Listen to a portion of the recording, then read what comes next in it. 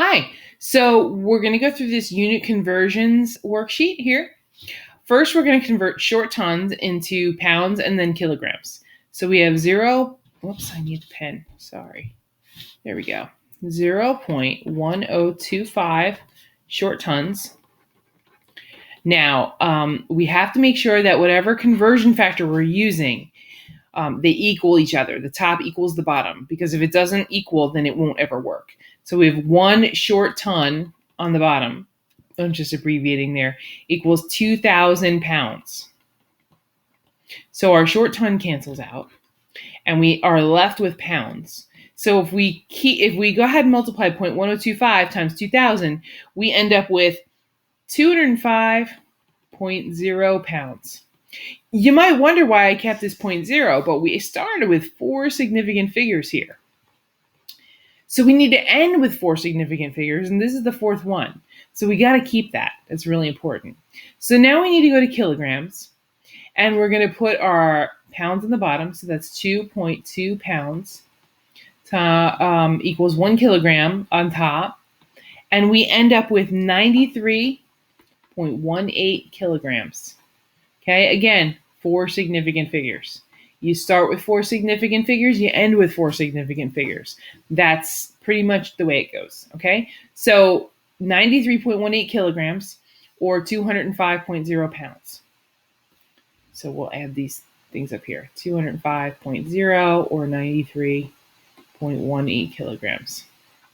Don't forget to add your units with each number. You don't want to have a number without a unit ever in chemistry. Okay, let's try this one. 7.42 times 10 to the 12th centigrams. And we want to go into pounds. So that's not a direct conversion. We know that kilograms equals 2.2 pounds. So we need to go from centigrams into grams first. Then we need to go from grams into kilograms. And then we can go directly from kilograms into pounds. Okay, so let's use this as a little cheat sheet. We're going to take our centigrams, and we know that there's 100 centigrams in 1 gram, just like there's 100 cents in $1.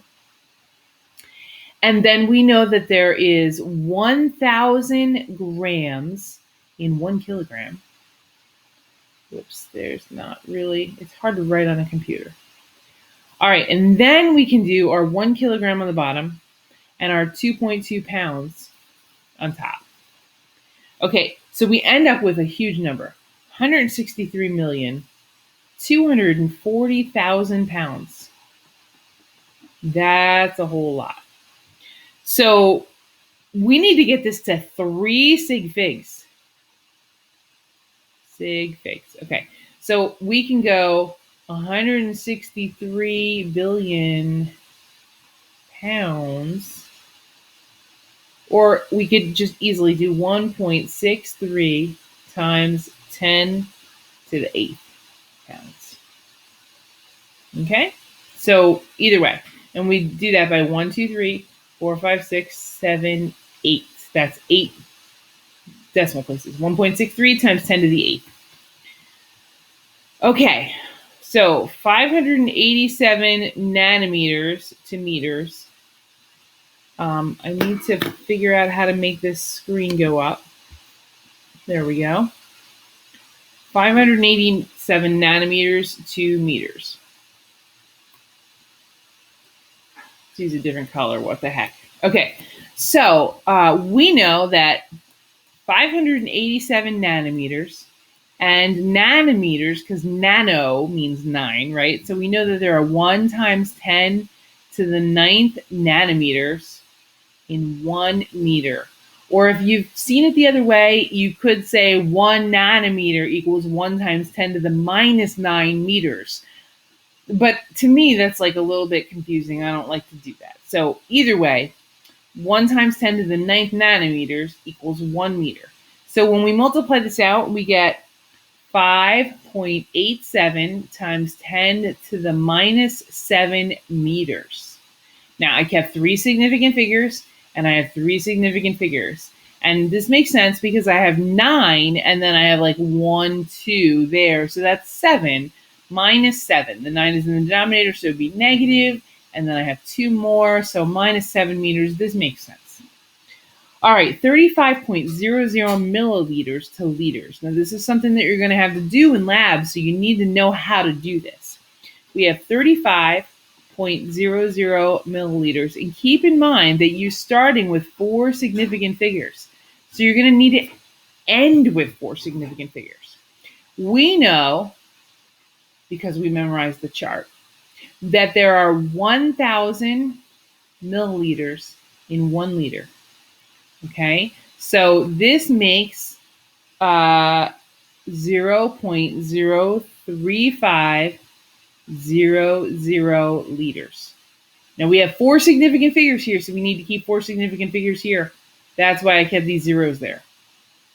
All right, 15,005 milligrams to kilograms. We can't go directly, so we have to go to milligrams to grams, and then grams into kilograms. Okay, so we have 15005 milligrams. Now we know that there are 1,000 milligrams in 1 gram. And we know that there are 1,000 grams in 1 kilogram. So when we multiply this all out, 15005 milligrams divided by 1,000 times 1 divided by 1,000 again, we get 0.015005 kilograms. Okay? Hope that makes sense. All right, so I'm going to move this up a little bit. We want to do negative 40 degrees Celsius to Kelvin. So Celsius to Kelvin is easy. We just go Celsius plus, okay, so minus 40 degrees Celsius plus 273.15, this is a plus, equals Kelvin. So we end up with 233 Kelvin. Now, where did this 0.15 go? Where did that whole thing go? Remember that there's no decimal places over here. So we have to keep no decimal places over here. Okay, so that's the rules with addition and subtraction. No decimal places, no decimal places. All right, so 78 degrees Fahrenheit. We have to first convert Fahrenheit to Celsius and then Celsius to Kelvin. We can't do it directly. Okay, so we need to do that first. So we're going to use our given formula, which is given on the test, by the way. Degrees Celsius equals 9/5 times degrees Fahrenheit minus 32. Okay, so we have 9/5 times our 78 minus 32. 78 minus 32. This is a minus. And when you do this, 78 minus 32 times 9/5, you get 25.56 degrees Celsius. Now, you can't use that 25.56 degrees Celsius because this was really just a subtraction and this is a defined quantity. So we have no decimal places, so we can't keep any decimal places at all. So we have to go 26 degrees Celsius. Okay, so 26 degrees Celsius. Now our Kelvin, just like above, equals Celsius plus 273.15. Well, that's a 1. Okay, so this equals, if we do our 26, we want to really do our 25.56 degrees Celsius because we want to take the unrounded value and add it first before, and then we round at the end. So we end up with 298.71 Kelvin. And if we go according to our significant figures, we had no decimal places over here that we could keep. And we really have no decimal places over here. So we have 299 Kelvin. Okay?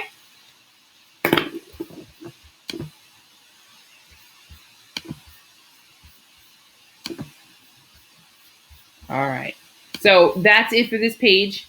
And I will see you in the next video.